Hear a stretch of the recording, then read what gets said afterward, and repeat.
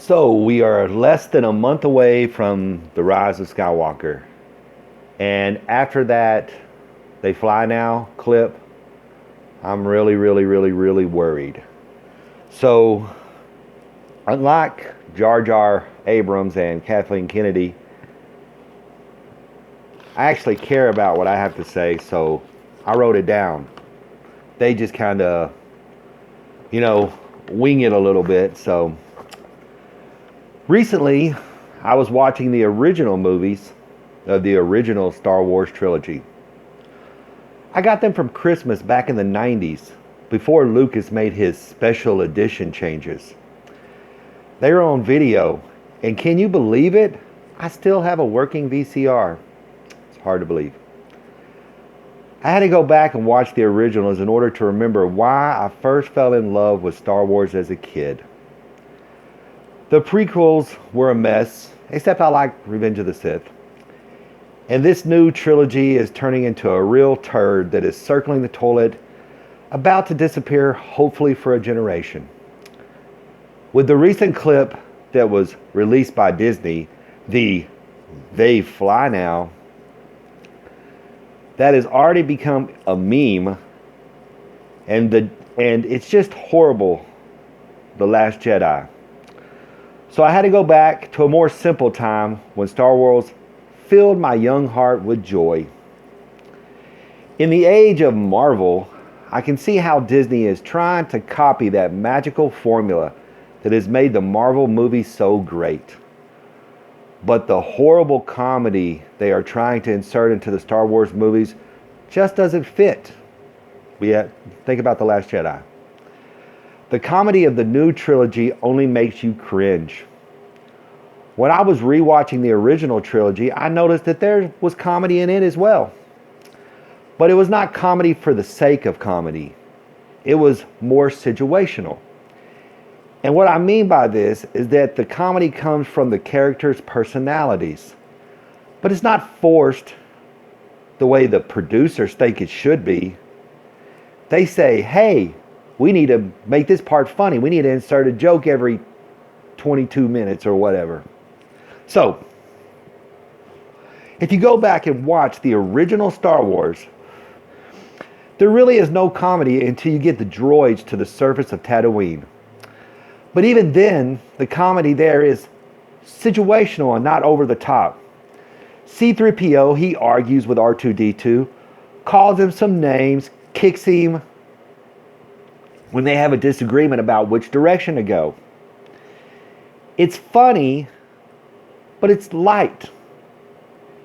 And when you're watching it, even though it's funny when C-3PO calls R2 names, you don't really laugh out loud because you're worried about, well, hey, what's going to happen to the droids?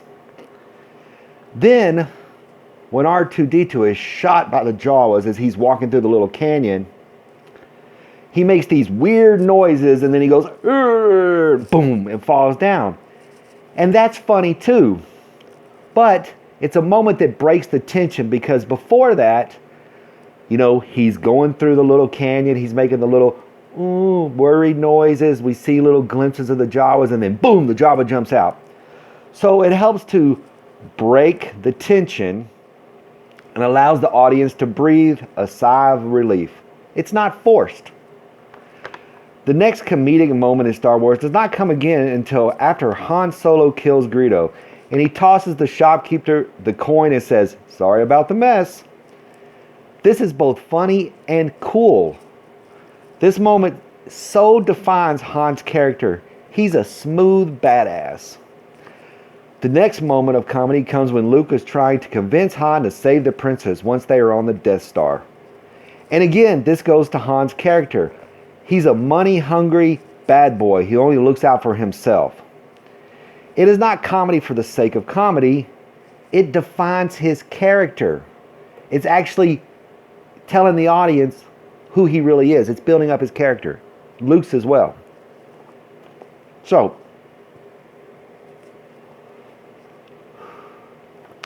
our next moment of comedy comes when Luke enters the cell of Princess Leia, and they get into the gunfight in the hallway of the detention center. This again is not comedy for comedy's sake. This shows the character of the princesses. She's a badass woman who can take care of herself and fight hard, and she is strong. The banter between her and Han completely explains her character in 5 seconds. She is not a Mary Sue. And this is what all the social justice warriors don't get. When I was a little boy, I had the Princess Leia action figure, right along with the rest of my figures. Leia was a badass. She didn't have to tell you she was a badass. She just was. She didn't hate on men. When her and Luke swung across the gap in the Death Star, she jumped right in his arms, gave him a kiss, and off they went. She was a woman when she needed to be a woman, and she was a fighter when she needed to be a fighter. She wasn't fighting for position over Luke and Han. She was a strong, powerful female that just was. She didn't need to explain it. From the time they leave the Death Star to the end of Star Wars, the comedy ends. Now comes the final battle, where everything is serious and shit really gets real.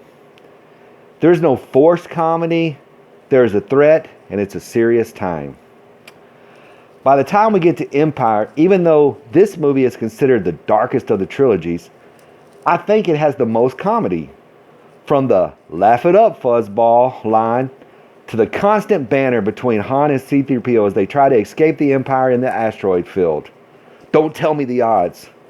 To me, this is the most comedic time in the film. But the comedy is not cringy. It's just Han's character responding to C-3PO's robotic way of thinking as he calls out odds of them living or dying. But really, these few examples are the only bits of comedy. The rest is very dark and actually ends on a downer. When most writers and most writers and directors don't seem to get is human beings actually love to be sad. If you think about it, movies that end on a downers do very well. Infinity War, Empire, Titanic, etc. Were movies that ended on a downer, and all of these movies made billions. Look at the recent success of The Joker. It really ends on a downer, and that movie is awesome. Psychologically, humans better relate to unhappy moments instead of happy moments. Throughout the evolution of humans, it has been difficulties that have forced our species to rise up and overcome problems. Humans thrive on overcoming hard times. It is what has forced us to evolve our minds because we are not the strongest or the fastest thing on this planet. Like Yoda said, "Judge me not by my size, do you?" Humans need suffering in order to overcome and grow. Instead of growing our bodies, we had to grow our minds. And that is how we became the dominant power on the planet Earth. So in conclusion, we do not need social justice warriors to value women or minorities. Like I said earlier, I played with my Princess Leia figures, not because she was a girl, but because she was a badass girl. And I played with my Lando figure, not because he was black, but because he was a badass black man. I played with my female G.I. Joes and my female He-Man figures. And to be completely honest, I never even looked at them as women or weak. They were just as awesome and powerful as the male figures. I did not need someone to tell me that they were good enough. To me, they just were. Now back to the comedy. Even though Star Wars has been sprinkled with comedy throughout the years, I never really found any of the Star Wars movies to be that funny in nature. They were awesome sci-fi adventures that told a deeper story of family, friends, adventure, winning, and losing. I was born in 1974, so the first real Star Wars movie I remember seeing in the theater was Empire. And it was with my dad that took me to see this movie. The themes of father and son in Empire really resonated with me because I saw that movie with my dad.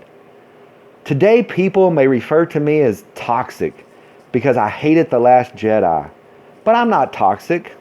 These movies and their themes really affected my life. My father, he is now dead. And I have children of my own now. I'm a dad.